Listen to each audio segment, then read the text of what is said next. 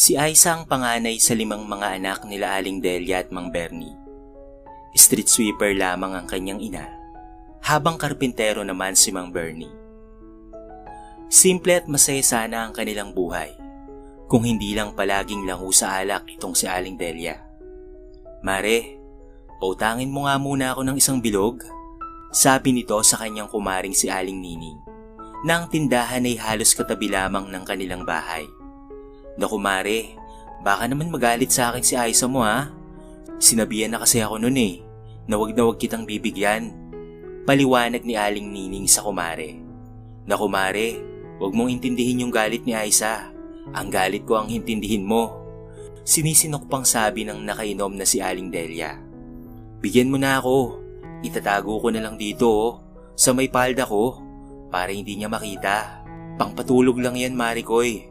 Dahil nga napakakulit at baka marinig pa sila ng anak nito, ay binigyan na rin ni Aling Nining ang kanyang kumare. Nang makuha na ay agad nitong itinago sa ilalim ng palda at susuray-suray na lumakad papalayo na parang walang nangyari. Umiiling-iling na lamang si Aling Nining sa asal ng kanyang kumare. Mabait naman si Maring Delia pag hindi nakainom. Ang kaso nga lang, pag nakainom ay akala mo'y sinapian ng masamang espiritu. Nagwawala ito, kaya siguro ayaw ni Aiza na nagiinom ang kanyang nanay. "Ma?" tawag ni Aiza sa kanyang ina. "Maumiinom na naman ba kayo?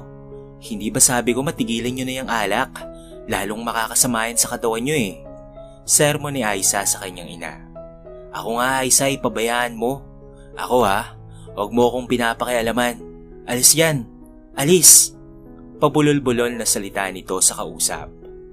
Walang araw na hindi ganoon ang ginagawa ni Aling Delia, hanggang sa ito ay binawian na ng buhay. Dahil na rin sa pagkakalulong sa alak, naluto ang atay nito na naging dahilan ng kanyang kamatayan. Hindi na nila ito na ipapagamot dahil malala na rin ang kalagayan ng lasinggerang ina. Dahil nga panganay si Aiza, sa kanya na ilipat ang responsibilidad ng namayapang ina dahil ang kanilang ama ay palaging nadidistino sa kanyang pinagtatrabahuan. Dulot ng walang gabay ng magulang, ay nagsipag-asawa na ang kanyang mga kapatid. Tanging si Annalyn lamang na pangatlo sa kanyang kapatid ang kasama niya sa bahay, kahit na ito ay may asawa na. Dahil bukod sa wala itong trabaho, kung hindi ang pa-extra-extra lamang sa paglilinis ng daan, gasino lamang rin ang kinikita nito, 150 per day, at makukuha niya pa iyon kada katapusan ng buwan. Kulang pa sa mga inutang niya sa tindahan ni Aling Nining. Ang asawa naman nito ay namamasada lang ng jeep. Kulang pa ang kinikita nito sa 5 nilang mga anak na magkakasunod pa ang mga edad. At isa pa ay palainom rin ito. Hindi malaman ngayon ni Aiza kung paano at saan sila kukuha ng makakain sa araw-araw. Isang umaga ay nagdududuwal si Annalyn nang ito'y kanyang maabutan sa palikuran. "Anong nangyari sa'yo? Buntis ka na naman ba, Annalyn?" Gulat na tanong ni Aiza sa kanyang kapatid. "Siguro ate, palagi kasing masama ang pakiramdam ko sagot nito sa kanyang ate. "Diyos ko Annalyn, nakuha mo pang magdagdag, kapos na nga tayo sa pera Iritang reklamo ni Aiza sa kapatid. "Ang galing talaga niyang asawa mo no? Ang sipag-sipag gumawa ng anak," gigil na sabi nito sa nakababatang kapatid. "Annalyn, halika nga dito darling," tawag ni Ari sa kanyang asawa. Nabungaran ni Aiza ang bayaw na susuray-suray at ito'y lasing na lasing. "Tulog na ang asawa mo pati ang mga bata, kahit huwag kang nagsisisigaw dyan at nakaka-iskandalo ka pa. Gabi na iritang sabi ni Aiza sa kanyang bayaw. Nang marinig ni Aris ang boses ng hipag, ay agad itong tumayo ng maayos at pinilit na lumakad ng diretsyo. Ngunit sa sobrang kalasingan, ay natumba ito sa sahig. "Lecheng buhay to Akala ko ay tapos na ako kay nanay." Hinayaan niya na lamang ang kanyang bayaw sa ganoong sitwasyon. "Bahala ka dyan. Ginusto mo yan. Hindi ko gigisingin ng kapatid ko para lang asikasuhin kang lasinggero ka. Ganyan ka na nga ay nakuha mo pang gumawa ng mga anak. Talo pa ng kapatid ko ang inahing baboy Taon-taon na lang ay binubuntis mo," sabi ni Aiza sa kanyang isip. Inis siyang pumasok sa kanyang kwarto. Kinabukasan ay narinig niya ang boses ni Annalyn. "Riz, Aris, Hoy, gumising ka na. Bakit dito ka natutulog? Tanong nito sa asawa. Di ka sa kwarto. Doon ka na matulog. Pag nakita ka ni ate, malamang ay sermon na naman ang aabutin natin doon. Sabi ni Annalyn sa kanyang asawa. Nakoy, ang ate mong matandang dalaga ay ubod ng sungit. Sabi naman ni Aris. Shh, huwag kang maingay. Baka marinig ka nun. Awat ni Annalyn sa asawa na noon ay tinakpan na nito ang bibig upang hindi na makapagsalitang muli. Nang maihatid niya ito sa kanilang kwarto, ay agad na itong tumungo sa kusina. Nabutan niya roon ang kanyang ate Aiza na naghahanda para sa ibebentang kakanin sa araw na iyon. Dito kasi sila kumukuha ng pambili ng bigas araw-araw. Pagtitinda ng kung ano-anong pagkain ang pinagkakakitaan ni Aiza. Makatawid lamang sa kanilang pang-araw-araw. Lin, tawag nito sa kanyang kapatid.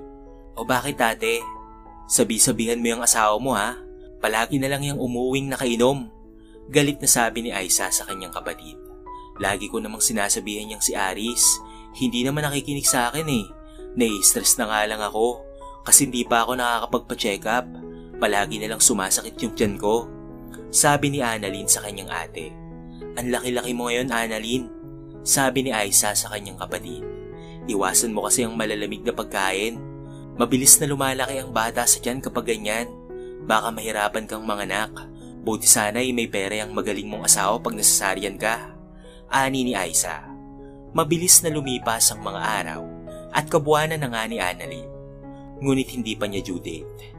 Hindi niya maintindihan kung bakit humihilab ang napakasakit niyang tiyan. Aray, Ate Aiza? Tawag nito sa kanyang ate na noon ay nasa daan pa at naglalako ng kakanin. Nang maubos na ang nilalako nito, ay agad na siyang umuwi at laking gulat na lamang niya nang maabutan niya ang kanyang kapatid na nakahandusay sa kusina. Pawis na pawis ito at walang malay. Annalyn! Annalyn! Diyos ko, Annalyn! Tulong! Tulungan niyo kami! Sigaw na lamang ni Aiza. May isang tricycle driver na napadaan at nakarinig ng sigaw na iyon. Agad naman silang tinulungan ito na madala sa ospital ang kanyang kapatid. Dahil walang sapat na pera, ay tinanggihan sila ng mga ospital. Diyos ko, napakalupit talaga ng kapalaran. Bakit ba nangyayari sa amin ang lahat ng ito? Sabi na lamang ni Aiza habang umiiyak. Ma'am, sa district sa may bayan na lang natin dalhin ang kapatid mo. Suwestyon ang tricycle driver. Sige po kuya. Tumutulo ang luha habang sumasagot si Aiza. Lin, kapit ka lang. Diyos ko, maliliit pa ang mga anak mo. Bulong nito sa kanyang kapatid habang ito ay walang malay. Nang makarating na sa district hospital, ay agad nang inasikaso si Annalyn. Seryoso ang kalagayan ng kapatid mo, Aiza. Dahil enclampsia pa lang nangyari dito. Ilang beses na palang kinumbulsyon ng kapatid mo at kasabay nito ay ang pagtaas ng presyon ng dugo niya dahil sa kanyang pagbubuntis. Kung kaya't ito'y nahimatay, paliwanag ng doktor kay Aiza. Hindi pa rin nagigising si Annalyn kung kaya't kinakailangan ng operahan nito upang mailigtas ang baby sa kanyang sinapupunan bago ito bigyan ng kaukulang gamot. Tinawagan ni Aiza ang kanyang bayaw na si Aris upang ipaalam dito ang nangyari sa kanyang asawa na hindi niya nagawang unahin kanina sa sobrang taranda. Hello Ate Aiza? Sagot ng lalaki na nasa kabilang linya. Aris, nasaan ka ngayon? Tanong nito sa lalaki. Nasa biyahe pa ako ate. Bakit? Balik na tanong sa kanya ng bayaw. Puntahan mo kami dito sa district, sa may bayan. Ang mag-ina mo ay dinala namin dito. Nakoma ang asawa mo. Dire-diretsong sabi ni Aiza. Nanlalamig na walang masabi si Aris sa hipag. Kung hindi ang salitang, sige ate. Nang rumihistro ang katinuan sa isipan ni Aris, ay agad niyang pinaharurot ang jeep at tinungo ang ospital kung saan naroroon ang kanyang asawa. Ate Aiza, tawag ng kanyang hipag sa kanya. Ate, anong sabi ng doktor? Tanong ni Aris. Kailangang operahan ng asawa mo dahil baka maapektuhan pati ang bata na dinadala niya. Sinasagawa na ang operasyon ngayon, sabi ni Aiza sa kanyang bayaw. Aris, wala akong sapat na pera dito. Malaki-laking halaga ang kailangan natin dahil sa mga gamot na kakailanganin ng asawa mo. Tumawag naman ako kay tatay 5,000 lang ang naibigay niya sa akin. Gawan mo ng paraan ang mag-ina mo, Aris, sabi ni Aiza sa kanyang bayaw. O ate, aantayin ko lang na matapos ang operasyon ni Annalyn at agad akong pupunta kay Mang Berting. Nagpapahiram yun ng pera eh, sagot naman ni Aris sa kanyang hipag. Ate, salamat ha. Palagi kang nandyan para sa asawa ko. Patawarin mo ko te sa mga pagkukulang ko sa pamilya ko. Hindi ko alam ang gagawin ko kapag may masamang nangyari sa mag-ina ko. Umiiyak na sabi na lamang ni Aris sa kanyang hipag. Huwag kang mag-isip ng ganyan. Andito na sila sa ospital. Magdasal na lang tayo sa kaligtasan nilang pareho. Tugon naman ni Aiza. Mahigit 2 oras ang lumipas. Hindi pa rin lumalabas ng operating room ang mga doktor. Hanggang sa maya-maya ay nagkagulo na ang mga nurse doon. Nakita ni Aiza na naka-emergency sign ng kwarto kung saan ay kasalukuyang inooperahan ang kanyang kapatid.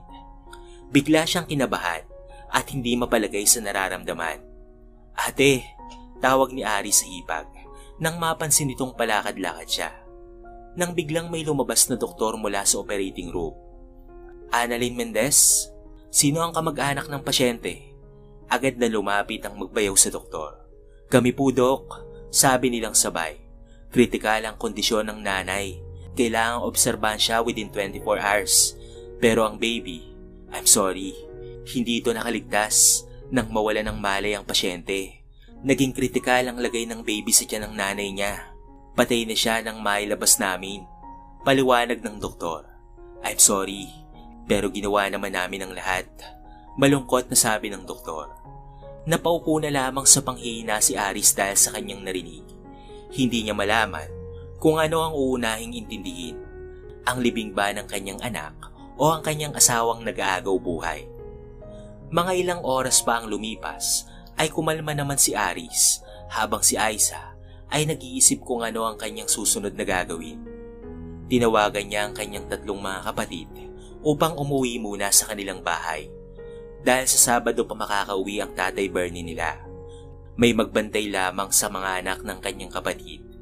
Hindi pa natatapos ang 24 oras ng obserbasyon ay agad na namang nagkagulo sa operating room at ang sumunod na pangyayari ay binalita ng doktor na binawian na rin ng buhay ang kanyang kapatid. Sumisigaw ng napakalakas si Aris. Bakit? Bakit? Bakit ito nangyayari? Iyak nito. Diyos ko, paulit-ulit na sabi ni Aiza habang ito ay lutang at nabigla sa pangyayari. Nang kumalma na silang pareho, saka sila nagdesisyon. Aris, pag-isahin na lang natin ang kabaong ni Annalyn at ng baby mo. Magkasama na sila ngayon.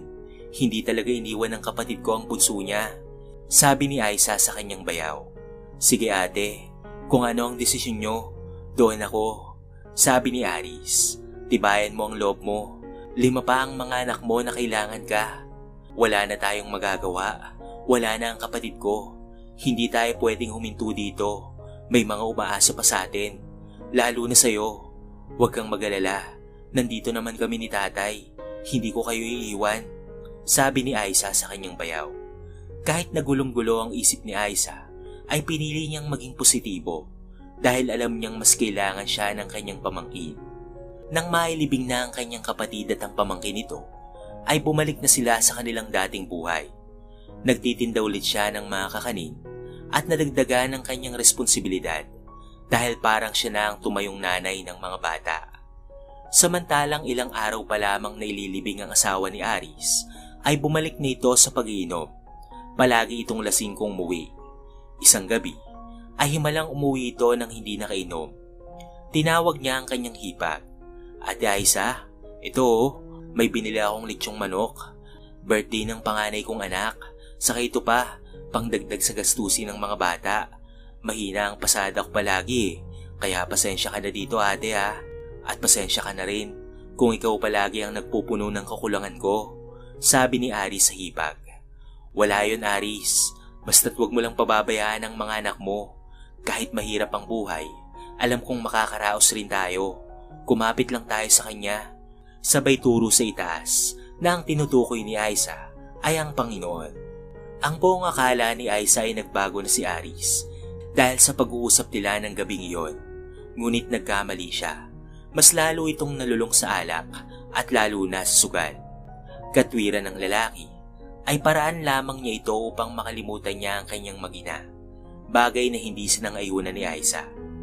Isang beses ay napauwi si Aris ng kanilang bahay. Nagulat si Aiza dahil nandoon ang kanyang bayaw. Naabutan niyang nakahiga sa may supang kahoy nila. "O Aris, himala at maaga ka atang umuwi ngayon," pagtatakang tanong ni Aiza. "Ate, masama kasi ang pakiramdam ko. Para akong nilalagnat, pero malamig ang pawis ko," sabi ng lalaki sa kanyang hipa. Hinipo ni Aiza ang braso ng bayaw. "Oo nga, ang lamig mo. Naninilaw ka pa. Ano bang nangyari sa'yo?" tanong muli ni Aiza. "Hindi ko nga alam, ate. Ilang araw ko na itong nararamdaman," sabi ni Ari sa kanyang hipa. "Mabuti pa ay pa-check up mo na yan. Nang maagapan pa, baka kung ano na yan eh," utos ni Aiza sa kanyang bayaw.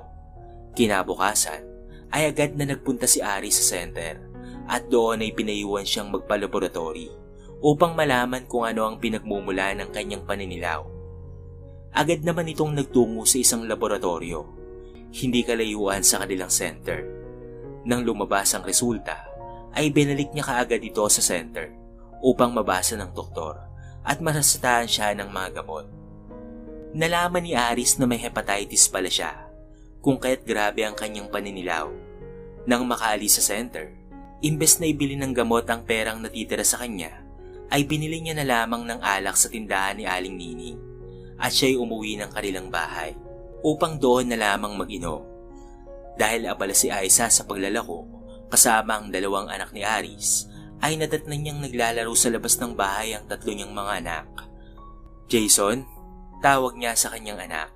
"Bakit po, itay?" tanong ng bata. "Kumain na ba kayo? Alauna na ng tanghali, bakit nasa labas pa kayo?" tanong nito sa kanyang anak. "Inihintay namin si tita. Hindi pa po kasi umuwi galing paglalako. Kasama niya si kuya at ate," paliwanag ng anak nito. "O ito, 100. Bumili kayo ng sardinas at pati na rin noodles. Samahan mo na ng itlog nang makakain na kayo. Matumal ngayon kaya siguro natagalan ng tiyang niyong ipaubos ang mga kakanin," sabi ni Ari sa kanyang anak. Agad na kinuha ni Jason ang 100 at pumunta na sa tindahan ni Aling Nini. Pagkaalis ng kanyang anak, ay pumasok na si Ari sa loob at doon ay nagsimula na naman itong mag-inom habang tinitignan ang resulta ng kanyang laboratorio, hanggang sa hindi nito namalayan na siya ay nakatulog na pala. Samantalang hapon na nang makauwi sila Aiza kasama ang kanyang dalawang pamangkin. Naabutan niyang nagkalat ang basyo ng alak sa may maliit na sala at nakita niyang tulog ang kanyang bayaw sa sofa. "Oh, akala ko ba'y nagpa-check up to? Anong ginagawa nito dito?" bulong ni Aiza sa kanyang sarili. Nakita niya ang papel na nasa lamesa. Agad niya itong kinuha at tinignan ang laman nito. Nalaman niya na may sakit ang kanyang bayaw. "Jason?" tawag ni Aiza sa kanyang pamangkin. "Bakit po, tita?" tanong ng bata.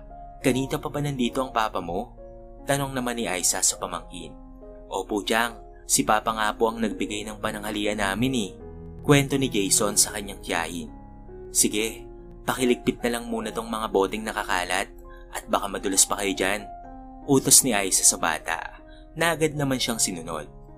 Nang magising si Aris, ay madali niya kaagad na tinungo ang kusina upang kumuha ng tubig at nakita niya roon ang kanyang hipa. Atras na sana siya nang bigla itong nagsalita. "Kamusta ang check-up mo?" tanong nito sa kanyang bayaw. "Okay naman po, ate. Napagod lang ako. Magpahinga lang raw po ako, sabi ng doktor," sagot naman ni Aris sa kanyang hipa.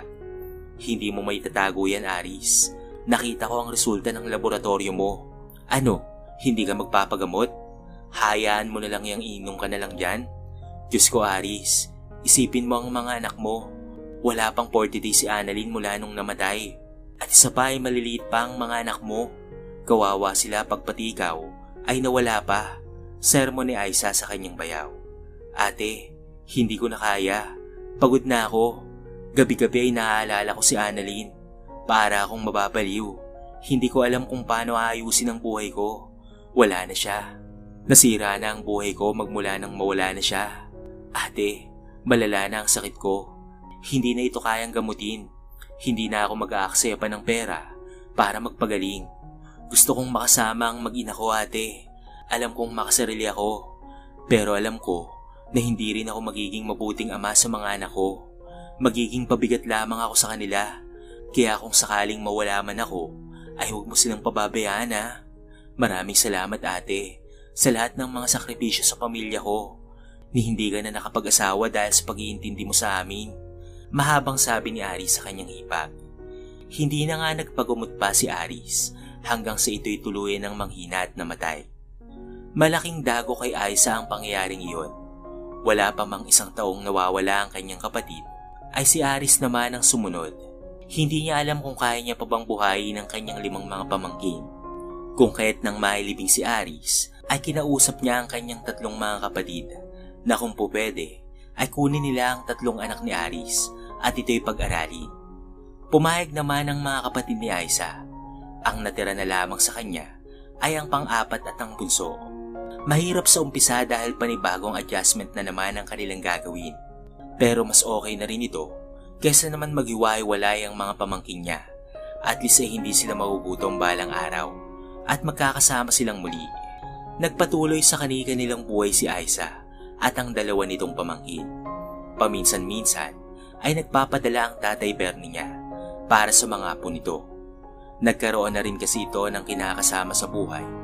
Pero mabuti na rin iyon sapagkat may mag-aalaga sa kanya. Minsan ay dumadalaw sa bahay nila ang kanyang 3 mga pamangkin. O kamusta kayo sa mga tiyang nyo? Tanong ni Aiza sa mga bata. Okay naman po, tita. Sagot na lamang nila sa tiyahin. Huwag kayong pasaway, ha. Mahiya kayo sa mga tiyong at tiyang nyo. Huwag kayong tatamad-tamad at mag-aral kayo ng mabuti. Lumipas ang mga taon at sa wakas ay nakagraduate na ng high school ang panganay ni Annalyn. Nag-working student ito habang nag-aaral ng kolehiyo. Dahil sa sunod-sunod nga ang kanilang edad, ay sunod-sunod rin ang kanilang pagkukolehiyo. Kahit na mahirap ay ginapang ni Aiza sa tulong ng mga kapatid niya ang pag-aaral ng mga pamangkin. Salat man sa pinansyal, ay nabiyayaan naman ng sipag at talino ang mga bata kung kahit nakakuha sila ng scholarship. Alam nyo, kung buhay pa sana ang inyong ina at ama, sigurado akong proud na proud sila sa inyong magkakapatid, sabi ni Aiza sa mga pamangkin. Dumating na nga ang araw at natapos na rin ang paghihirap ni Aiza. Nagbukas na rin ang pinto ng langit sa kanilang pamilya. Hindi man siya nakapag-asawa, ang naiwang mga anak ni Annalyn ang kukumpleto sa kanyang buhay. Isang umaga, Chang, wika ni Leslie, panganay na anak ni Annalyn. Chang, wag mo po munang tatanggalin yung piring. Malapit na tayo. Wika ni Leslie sa kanyang tiyahin nang sila ay sumakay ng van. Nang makarating na sa lugar, ay agad nilang inalalayan ng tiyahin. Nandito na ho tayo, Chang. Wika ni Leslie. Saan nyo ba ako dadalhin, mga bata? Baka ako'y madapa, ha? Madaldal na sabi ni Aiza. O eto na, tanggalin mo na po, Chang, ang piring, sabi ni Jason sa kanyang tiyahin. Surprise! Sabi ng mga pamangkin ni Aiza. Bumungad sa kanya ang napakagandang tindahan at ang nakalagay doon ay Aiza's Delicious Kakanin at Delicacies. Napaluha na lamang si Aiza dahil hindi niya akalain na magkakaroon siya ng ganoong kagandang tindahan. Chang, hayaan niyo naman pong suklian naming magkakapatid ang mga sakripisyo at paghirap niyo para sa amin, sabi ng mga bata sa kanilang tiyahin na noon ay walang tigil ang luha. Sa susunod po, Chang, ay bahay naman po, sabi ng pang-4 na pamangkin. Naku, kumpleto na pala ang ibibigay nyo kay Chang. Jowa na lamang ang kulang. Biro ng bunsong pamangkin kay Aiza. Walang pagsidla ng ligayang nararamdaman sa puso ng bawat isa. Tunay nga naman talaga na bilog ang mundo. Hindi palaging nasa ilalim ka na lamang. Darating ang panahon na ikaw na ang nasa itaas. Palaging tandaan na kapag may dilim ay merong ring liwanag. Kapag may sumarang pinto ay may panibagong magbubukas. Basta't manalig lamang tayo sa Diyos, paniguradong hindi niya tayo pababayaan.